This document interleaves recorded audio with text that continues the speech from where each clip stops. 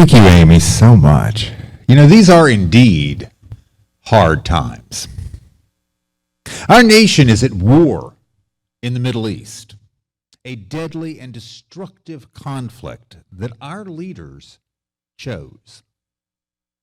Armed and masked men continue to kidnap people off the streets of American cities, and Cuba is experiencing widespread power outages. Black history is being erased from public museums and rainbow crosswalks painted over. And there is plentiful evidence that serious allegations against our president and others are being covered up and ignored. With everything that is happening, I think what really gets to me the most is that I know deep in my soul that we are capable of doing and being so much better. We humans have the knowledge, the creativity, the resources to solve so many of our problems. We have the money to provide quality health care and education for everyone. We have the technology and the know-how to aggressively address the climate crisis. We have the ability to overcome racism, to end poverty, to cure diseases. But instead, we keep choosing over and over again to use so much of the resources that we have at our disposal to inflict harm, to increase rather than alleviate suffering, to make life harder for one another, to create more misery for just about everyone. It is all just such a waste of potential, such a disservice to our humanity. And on top of all that, beloved church member Susie Pasikowski had to leave us, had to go move away to Oregon to live with her family. I mean, I'm happy for her, but I'm going to miss her. And yesterday, U of L lost to Michigan State. They're out of the NCAA tournament. I learned last night that my favorite cheesecake place in my neighborhood closes at 3 o'clock on Saturdays. I mean, who does that? It ruined my dessert plans. When I look out at life these days, I cannot help but feel sad, disappointed, discouraged, and more than a little bit angry sometimes. And I am not the only one. We exist today in a society that is fueled by outrage. Most of the news that we get, the social media we consume, the political discourse around every issue is intentionally designed to provoke our anger, to increase our resentment, to cultivate contempt for those we don't agree with. In a 2019 article in The Atlantic, writer and journalism professor Mark M. Beisner called outrage the defining emotional state of our era. He observed that it has become our default reaction when communicating and connecting to institutions and other individuals across divisions in our society. Outrage, our defining emotion. Now, different people among us are outraged at different things. Some are angry about having their privilege challenged. Many are creating imagined grievances and conspiracies. Others are outraged about actual injustices and real moral failures.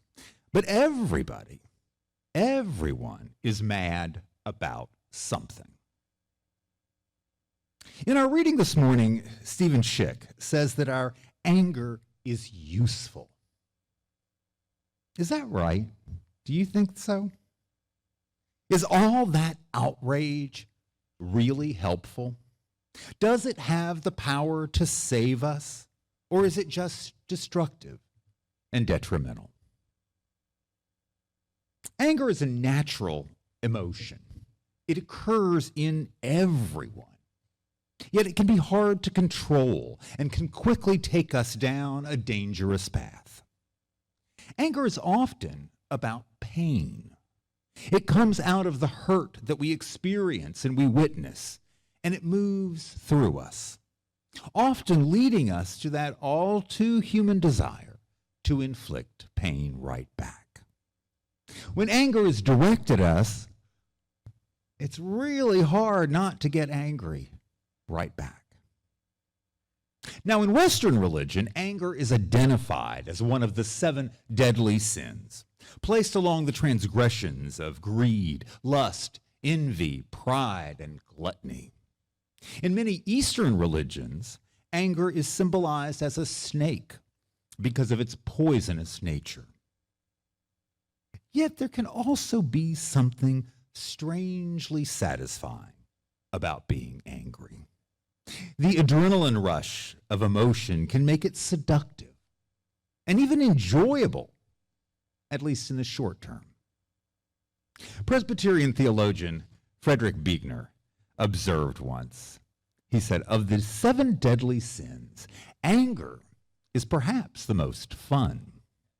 To lick your wounds, to smack your lips with grievances long past, to roll over your tongue the prospect of bitter confrontations still to come, to savor to the last toothsome morsel both the pain you were given and the pain you are giving back. In many ways, anger is a feast fit for a king. The chief drawback is that what you are wolfing down is yourself. When you live in anger, the skeleton at the feast is you." Some, like Beisner, would say that it is a central task of the spiritual life to learn to overcome our anger, to conquer it. Yet I wonder if anger is such a natural and universal emotion, something that is a part of everyone's experience. Is it simply evil? Is it just a barrier to love? Or can it be useful? Is it our task to try to never get angry again, to deny our rage, to suppress our feelings, to evade the pain that they cause? Or perhaps, in response to this culture of outrage that we are living in the midst of these days, we are called to do something different, to find ways to use our anger rather than just letting it use us. And I think that has to start with allowing ourselves to actually feel it.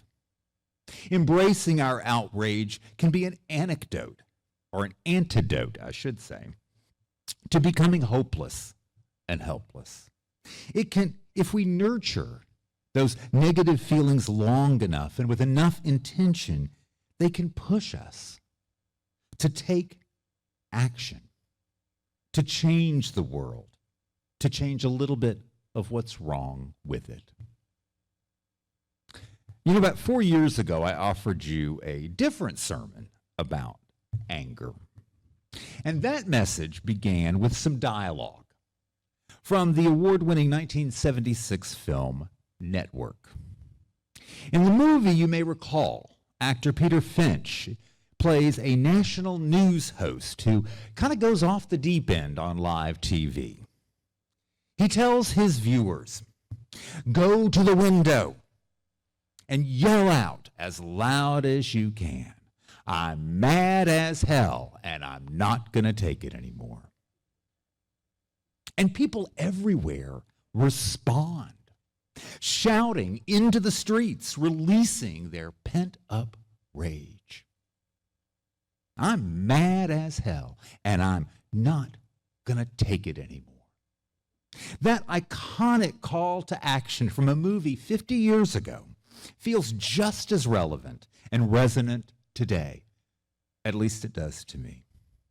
And just like the characters in that film, we are left to figure out what to do with all that emotion and where to go with it. In my sermon back in 2022, I told you that I believe that there are times when we each need to go to the window and to just yell for a while into the void. But then we must be careful not to jump out the window, not to let our anger overcome us and define us. If we can yell out when we have to, and then go back and sit down and let our anger stew a little, let it flow through us. If we can do that, we can transform it into something generative. Buddhist teacher Thich Nhat Hanh wrote a whole book about anger. It is called Wisdom for Cooling the Flames, and I highly recommend it. In one chapter, Thich says this: anger is like cooking potatoes. You cover the pot, and then the water will begin to boil. You must keep the stove on for at least 20 minutes. Your anger is a kind of potato, and you cannot eat a raw potato. Mindfulness is like the fire, cooking the potatoes of anger. The first few minutes of recognizing and embracing your anger with tenderness can bring great results. There is a lot of anger cooking these days in our nation and in our world. And I have a fair amount of outrage and frustration in me, and I bet you do too. I hear Thich Nhat Hanh saying that properly embraced and harnessed, our anger can be a force for change. It can move us beyond indifference and apathy to injustice. It can drive us to get out there and speak out for what is right, to keep resisting and insisting on a better life, to refuse to let go of our values. This coming Saturday, a bunch of us from All Peoples are going to be going downtown to take part in the No Kings rally and march that's happening at Metro Hall. We will be joining in solidarity with hundreds of our neighbors and with millions of people all across our nation to resist oppression and to defend our democracy. In the coming months, our congregation will be actively taking part in the You the Vote campaign to register and empower voters in preparation for the midterm elections this fall. I hope that you will join in these activities with me and with your faith community. As Unitarian Universalists, our activism and our advocacy is more than just an expression of our outrage. Our justice work may begin with that seed of anger, but it is grounded in a much bolder and broader vision. We show up and speak out and reach out because we believe that our lives and the lives of all people are too precious and too holy and too important to be silent about them. We believe in the potential of our humanity too deeply to ever give up, no matter how exhausting or infuriating or hard the times may be. The great philosopher of good character, Aristotle, once observed, anybody can get angry. That is easy. But to be angry with the right person and to the right degree and at the right time and for the right purpose, that is not within everyone's power. That is not easy. And indeed, it is not. But you know what? You and me, we are up for that challenge. Together, we can be mad at life because we cherish life so much. We can embrace our anger and let it become a powerful source of transformation.